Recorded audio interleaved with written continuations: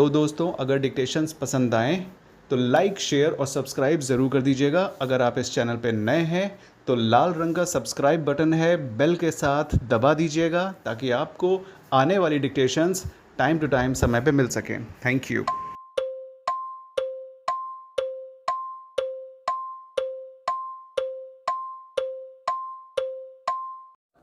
This revision petition is directed against the order dated 28/9/2016 passed by civil judge in bracket junior division bracket out comma Rajpura in execution number 10 dated 2/3/2013 wide which such court had disposed of the execution being fully satisfied against the judgment and decree sought to be executed full stop para. Briefly stated, comma, the facts of the case are that plaintiffs Jung Singh and Varinder Singh had brought a suit against Srimati Dharamjeet Kaur and her two minor sons, defendants seeking possession by way of specific performance of agreement to sell dated 17/5/2005 and in the alternative for recovery of rupees 2 lakhs, that is rupees 1 lakh as refund of the earnest money and rupees 1 lakh as damages full stop. After contest, comma, the said civil suit was disposed of by civil judge in bracket junior division bracket out comma Rajpura wide judgment and decree dated 8/2/2012 and a decree for alternative relief of recovery was passed full stop. The trial court has not given details of the relief granted and simply mentioned in the judgment that suit of the plaintiffs was being decreed for alternative relief of recovery full stop. However, comma, in the decree sheet, the alternative relief is mentioned as suit for recovery of rupees 2 lakhs, that is rupees 1 lakh paid to the defendants as advance at the time of execution of the agreement to sell and rupees 1 lakh as damages and loss of interest and further interest at market rate of 2% per month on rupees 2 lakhs full stop para. The plaintiffs had challenged the judgment and decree passed by the trial court by way of filing an appeal before learned district judge comma Patiala full stop. However, comma, that appeal was dismissed on 7/11/2012 full stop. The decree holders filed an execution application for execution of decree full stop.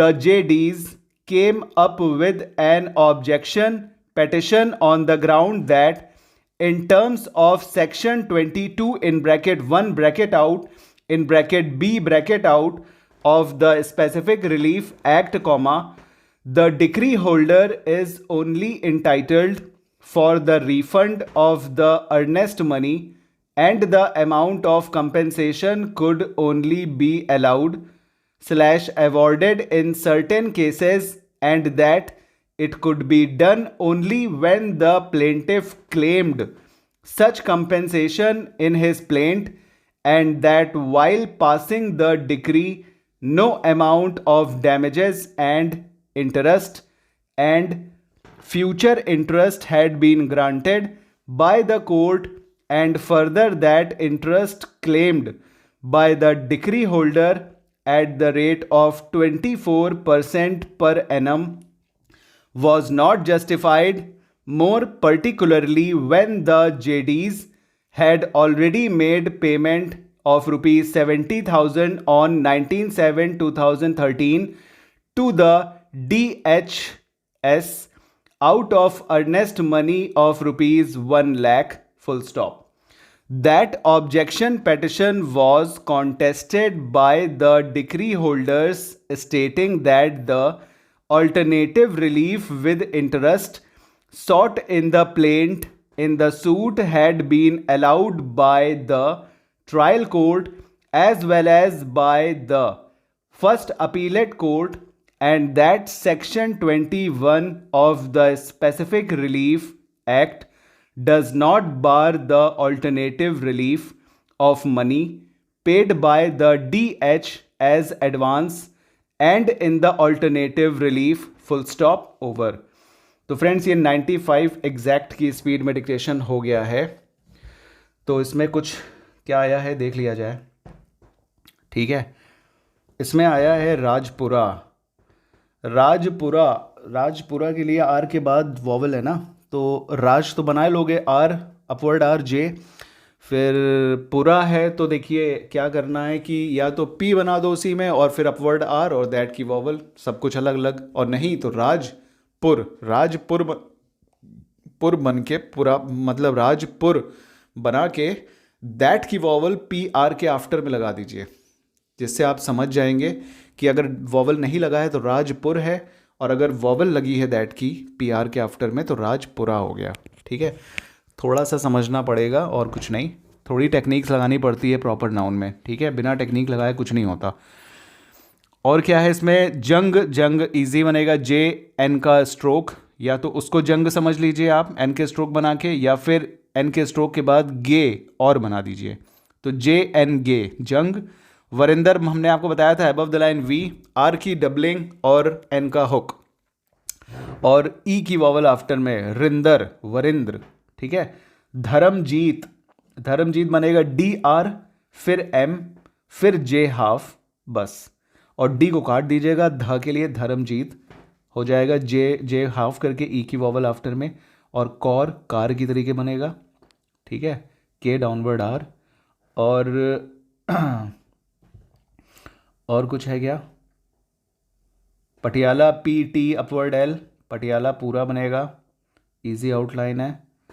और तो चलिए कोई नाम नहीं है।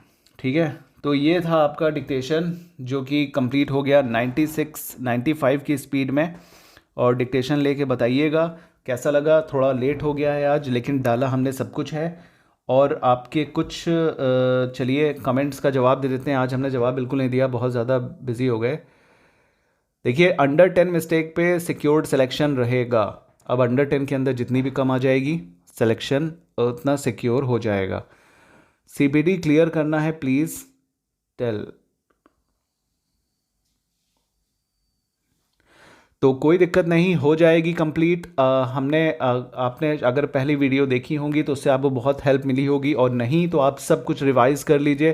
पिछली video CPD की playlist में आपको मिल जाएगी हमारे चैनल की, वहाँ पे आप जाके उनको रिवीजन कर लीजिए, सारी वीडियोस कंप्लीट कर लीजिए, कुछ दिक्कत नहीं आएगी और सीपीटी क्लियर हो जाएगा। पिछली बार तो 6 नंबर लाने थे, लेकिन अब सिर्फ 4 नंबर लाने हैं, कोई दिक्कत नहीं आएगी, सब हो जाएगा। ठीक है, कोई बहुत बड़ा पहाड़ नहीं है, सीपीटी बहुत इजी पेपर आता है। ठीक है, और क्वेश्चन अगर हमें भेजना है तो आप उसमें जाइए अबाउट सेक्शन में, यूट्यूब चैनल के हमारे चैनल के अबाउट सेक्शन में, वहाँ पे ईमेल और नंबर सब कुछ दिया हुआ है। आप वहाँ जा सकते हो, क्वेश्चंस के लिए आप मैसेज या सब कुछ कर सकते हो, ईमेल भी कर सकते हो। ठीक है, और स्टेनो टाइपिस्ट का एडमिट कार्ड आ गया है, ये तो मुझे नहीं पता है कि आ गया है कि नहीं, ये पता करवाना पड़ेगा। चलिए हम पता करवाएंगे, वैसे आप लोग ही पता करते रहिए, आ जाएगा तो हल्ला अपने आप मच जाएगा। ठीक है, और जिनकी 2 मिस्टेक आई है बहुत अच्छी मिस्टेक है, बहुत अच्छा है, अपने आप को इसी तरह मेंटेन किए रखिए। एग्ज़ाम तक तो ऐसे ही मेंटेन आपको करना है, उसके बाद थोड़ा सा रिलैक्स आप ले सकते हो, रिलैक्सेशन। तो फ्यूल वाला पेपर जो आया था वो पेपर हमें याद तो नहीं है, ये शीट हमारे पास पड़ी हुई थी, तो हमने इस शीट को अपने से मतलब इसको टाइप करवा कर हमने ये आपको करवा दिया क्वेश्चन पेपर सीपीटी का। ठीक है, बाकी और पेपर्स आते हैं तो हम वो भी करा देते हैं। और लर्नेड स्मॉल में बनेगा जब तक कि उसके बाद फुल स्टॉप के बाद नहीं आता है, तब तक लर्नेड स्मॉल रहेगा। फुल स्टॉप के बाद लर्नेड कैपिटल हो जाएगा। सीनियर काउंसिल कैपिटल से ही बनेगा क्योंकि ये डेजिग्नेशन है, और लर्नेड कैपिटल बाकी स्मॉल नहीं, लर्नेड कैपिटल कभी नहीं होता है, जब तक फुल स्टॉप के बाद ना आए, ठीक है। चलिए, तो और क्या कहते हैं, 9 मिस्टेक्स हैं, बहुत अच्छी है, इंक्लूडिंग कैपिटल्स एंड ऑल। देखिए कैपिटल की मिस्टेक ज़्यादा से ज़्यादा 2 या 3 आनी चाहिए, ज़्यादा से ज़्यादा 2 ही केवल सिर्फ कम से कम आनी चाहिए कैपिटल की। सारे कैपिटल्स आपको पता है, ज़्यादा कुछ नहीं, बस मैटर को देखना है। और मैटर को 20 जो, और कोशिश करिए कि 14 से 15 मिनट के अंदर 400 वर्ड टाइप करिए, ताकि 5 मिनट आपको वापस रीचेक करने को मिल जाए। बहुत ज़रूरी होता है, बहुत ईजी भी होता है। 14 मिनट के अंदर में आप 400 वर्ड टाइप कर सकते हो बहुत अच्छे से, और फिर 6 मिनट, पूरे 6 मिनट आप रिवीजन कम से कम 2 बार कर सकते हो, ठीक है। ये ज़रूर टेक्निक अप्लाई करिएगा।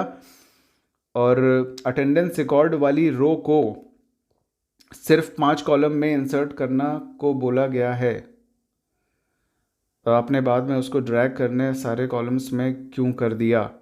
वो इसलिए कर दिया क्योंकि जब पूरी टेबल हमने बना ली है तो कुछ चीज़ें सेंस पे डिपेंड करती हैं कि हमको टेबल एक तैयार करके देनी है ना, तो हमको अकॉर्डिंग टू टेबल हमें उसको मर्ज करना ही है।